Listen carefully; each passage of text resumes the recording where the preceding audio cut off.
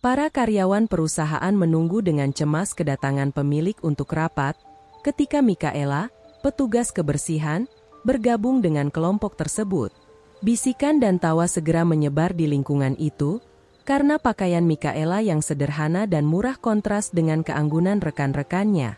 Ketika akhirnya bos datang untuk inspeksi di kantor, keheningan tegang meliputi tempat itu, mengejutkan semua orang dengan apa yang akan dia katakan.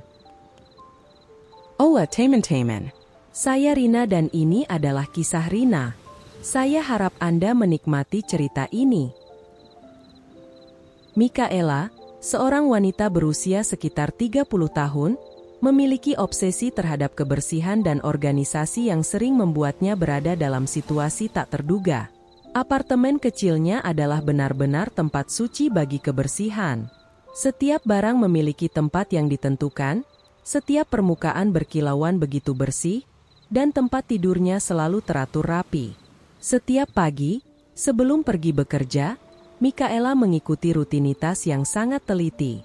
Dia menghabiskan beberapa menit untuk melipat pakaian dan merapikan sepatu di lemari.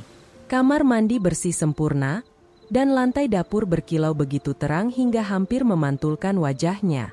Namun, tidak ada yang mengalahkan rutinitasnya di dapur sebelum sarapan. Mikaela menggosok dan mendisinfeksi setiap piring dan peralatan makan dengan hati-hati yang hampir berlebihan. Dia tidak hanya mencuci cangkir kopi, tetapi juga piring kecil dan sendok, mengulangi proses beberapa kali untuk memastikan semuanya sempurna. Namun, semangatnya untuk kebersihan tidak terbatas hanya di rumah. Mikaela bekerja sebagai petugas kebersihan di kantor perusahaan makanan besar. Hasratnya untuk kebersihan membawanya ke situasi tak terduga. Dia tidak bisa menahan diri untuk menggosok meja dapur beberapa kali sehari, meskipun tidak ada yang menumpahkan apapun di atasnya. Rekan-rekannya, melihat semangat berlebihannya, tidak bisa menahan godaan untuk mengerjai Mikaela. Mereka sengaja menaburkan remah-remah di meja segera setelah dia membersihkannya. Mikaela terjebak dalam perangkap setiap kali, merasa frustrasi saat menyadari bahwa usahanya yang tak kenal lelah tidak cukup untuk menjaga kantor tetap sempurna sepanjang waktu. Mikaela memiliki pertempuran nyata dengan mesin kopi kantor.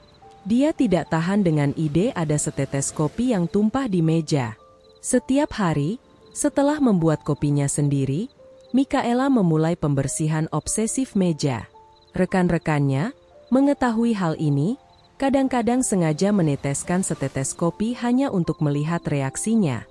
Dengan demikian, Mikaela menjadi target banyak lelucon dan ejekan dari karyawan perusahaan makanan. Mikaela memiliki sejarah hubungan cinta yang berakhir karena obsesinya terhadap kebersihan dan organisasi. Dia selalu menempatkan ketertiban di tempat pertama, seringkali mengabaikan pasangannya. Hal ini membuatnya kehilangan beberapa pacar selama bertahun-tahun. Suatu hari, saat sedang menjalin hubungan dengan Chris, seorang pria yang menawan dan sabar, ia memutuskan untuk memberinya kejutan dengan makan malam romantis di apartemen kecilnya.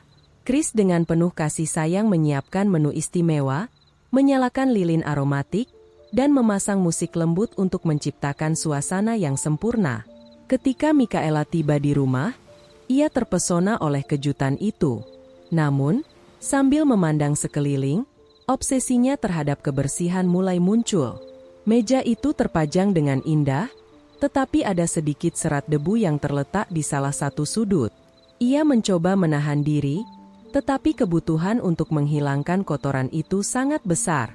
Saat Chris menyajikan makan malam, Mikaela tidak bisa berhenti memikirkan serat debu tersebut. Dia melupakan romansa dan makanan lezat di hadapannya karena adanya ketidaksempurnaan.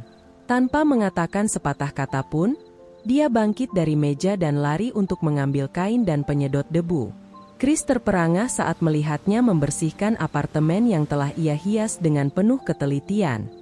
Mikaela tidak menyadari bahwa ia menghancurkan momen romantis yang telah direncanakan Chris dengan begitu penuh kasih. Dia mulai menggosok permukaan, menyedot debu di setiap sudut, dan merapikan dekorasi, sepenuhnya mengabaikan makan malam. Dalam upaya putus asa untuk mengembalikan makan malam romantis yang telah ia siapkan, Chris mencoba menghentikannya dan menjelaskan bahwa momen itu tentang mereka, bukan tentang kebersihan. Tetapi Michaela tidak tergoyahkan untuk menghilangkan semua ketidaksempurnaan di lingkungannya. Ketegangan meningkat, dan makan malam itu buntu di tengah kekacauan emosi. Akhirnya, Chris menyadari bahwa ia tidak bisa bersaing dengan obsesi Michaela terhadap kebersihan. Dia mengambil jaketnya dan dengan sedih mengatakan bahwa ia tidak bisa lagi melanjutkan hubungan di mana ia selalu menjadi urutan kedua setelah manianya. Chris pergi dari apartemen, meninggalkan Michaela yang terkejut dan akhirnya menyadari konsekuensi dari obsesinya. Malam itu, Michaela menyadari bahwa pencariannya yang tidak henti-hentinya untuk kesempurnaan dalam kebersihan telah terlalu banyak mempengaruhi kehidupannya. Dia kehilangan orang-orang penting karena hal tersebut. Itu adalah momen kesadaran bagi Michaela. Setelah putus yang menyakitkan dengan Chris dan menyadari bahwa obsesinya terhadap kebersihan mempengaruhi hidupnya secara negatif, Michaela memutuskan untuk mencari bantuan profesional. Dia mulai menghadiri sesi terapi dengan seorang psikolog yang berdedikasi membantu dia memahami dan mengatasi kompulsinya. Selama sesi, Michaela mengeksplorasi masa kecilnya untuk mencari petunjuk mengenai awal mula obsesinya terhadap kebersihan. Ia mengingat situasi spesifik yang kini tampaknya menjadi titik awal dari manianya. Ketika Michaela masih anak-anak, sekitar 7 tahun, dia tinggal bersama keluarganya di sebuah rumah sederhana. Ibunya adalah seorang wanita yang teliti dan perfeksionis dalam menjaga rumah tetap bersih dan teratur. Michaela sangat mencintai ibunya dan ingin membuatnya terkesan. Jadi dia selalu mencoba membantu dalam pekerjaan rumah. Suatu hari, Michaela sedang bermain di ruang tamu dan menjatuhkan segelas jus ke atas karpet.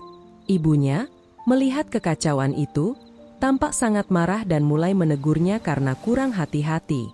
Dia tidak hanya membuat Michaela membersihkan jus yang tumpah, tetapi juga menuntut agar Michaela membersihkan karpet berulang kali hingga karpet itu tampak sempurna di mata ibunya. Kejadian ini sangat mempengaruhi Michaela. Dia merasa sangat bersalah atas kotoran yang dia sebabkan dan memendam dalam benaknya bahwa kekacauan itu tidak dapat diterima. Sejak saat itu, dia mengembangkan ketidaksukaan terhadap kotoran dan kebutuhan kompulsif untuk menjaga segala sesuatu tetap bersih dan teratur demi menghindari penolakan atau ketidaksetujuan dari orang-orang terdekatnya. Terapi adalah langkah penting pertama, tetapi jelas bahwa Michaela masih harus menghadapi perjalanan panjang untuk mengurangi pengaruh signifikan dari obsesinya dalam hidupnya. Pekerjaannya sebagai petugas kebersihan, ironisnya, sangat cocok dengan kondisi ini. Michaela mulai merenungkan bagaimana dia bisa berkembang secara profesional. Dia bertanya-tanya bagaimana dia bisa fokus pada fungsi lainnya ketika kekacauan terkecil pun masih sangat mengganggunya. Minggu itu, kantor sedang gaduh karena berita bahwa pemilik perusahaan makanan akan melakukan inspeksi di pabrik dan kantor telah menarik perhatian semua orang. Tuan Marlon dikenal bukan hanya karena ketegasannya, tetapi juga karena kemampuannya mengenali potensi karyawan. Pada hari ketika Tuan Marlon dijadwalkan untuk berkunjung, semua orang mengenakan pakaian terbaik mereka dan merapikan stasiun kerja mereka dengan teliti. Semua orang sangat bersemangat, bekerja dengan dedikasi dan fokus. Semua memandang dengan cemas ke arah pintu, berharap Tuan Marlon akan masuk kapan saja. Bagi banyak orang, hari itu merupakan kesempatan untuk memberikan yang terbaik dalam pekerjaan dan mengesankan pemilik perusahaan. Bagi Michaela, itu hanya hari biasa. Bagaimanapun, baginya, setiap hari adalah tentang dedikasi dan kerja keras. Dia mengerjakan tugas-tugasnya dengan cermat dan sempurna, terlepas dari situasinya. Hari berlalu perlahan, dan Tuan Marlon belum menunjukkan tanda-tanda akan datang. Michaela telah menyelesaikan gilirannya dan hendak meninggalkan kantor.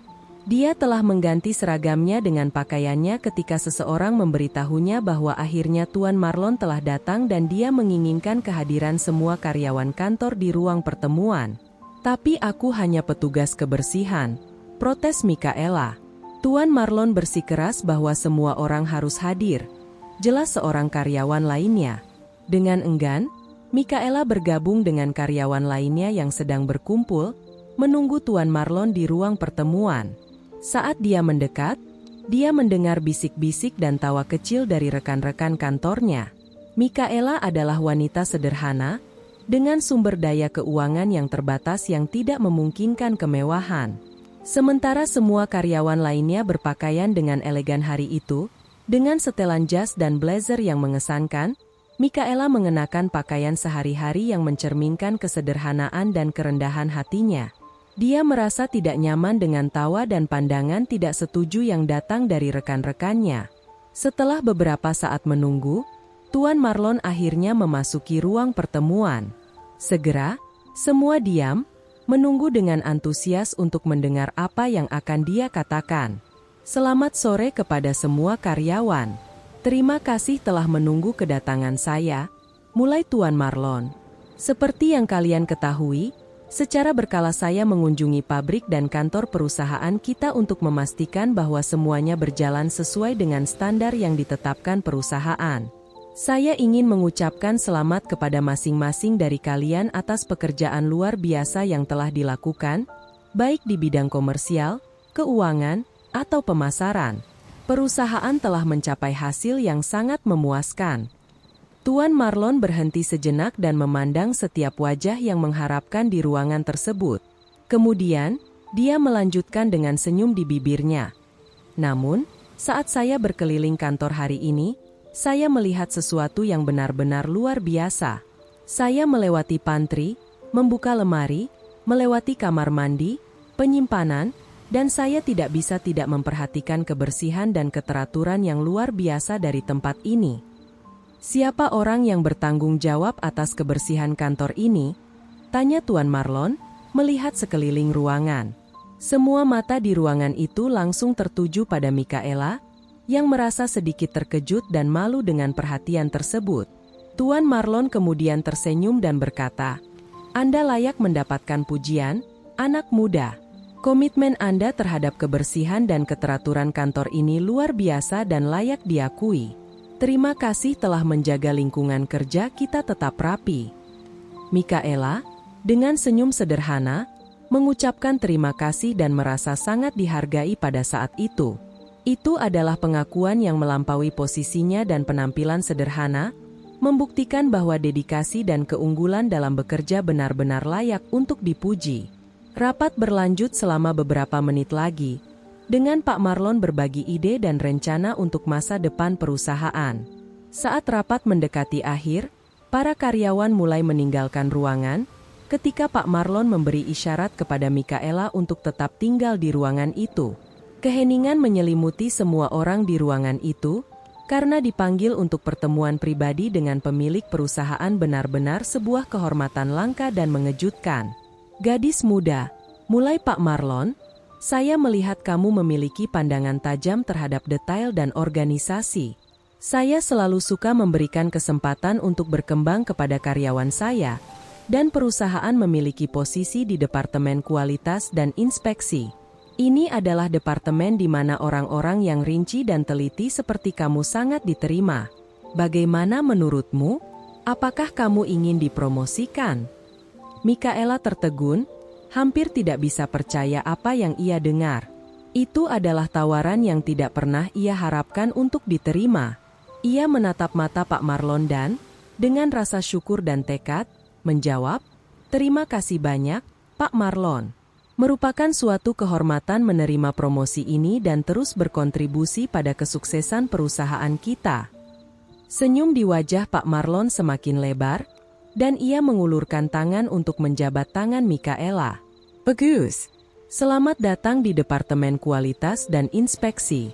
Saya yakin kamu akan terus melakukan pekerjaan yang luar biasa."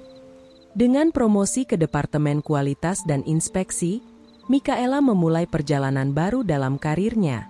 Hasratnya terhadap kebersihan dan organisasi membawanya ke tingkat yang baru, dan ia menjadi bagian penting dalam memastikan standar keunggulan perusahaan.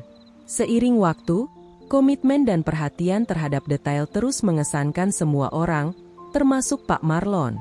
Kisah Mikaela mengajarkan kita pelajaran berharga tentang mengubah rintangan menjadi peluang.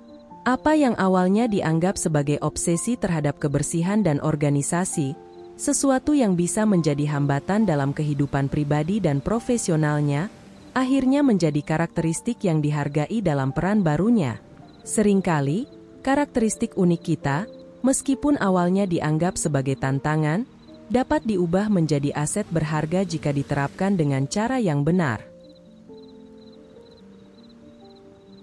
Jika Anda menyukai cerita ini, silakan beri like dan berlangganan channel kami.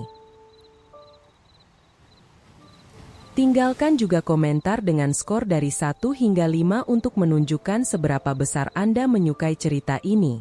Tonton juga video yang sedang muncul di layar Anda sekarang. Sampai jumpa!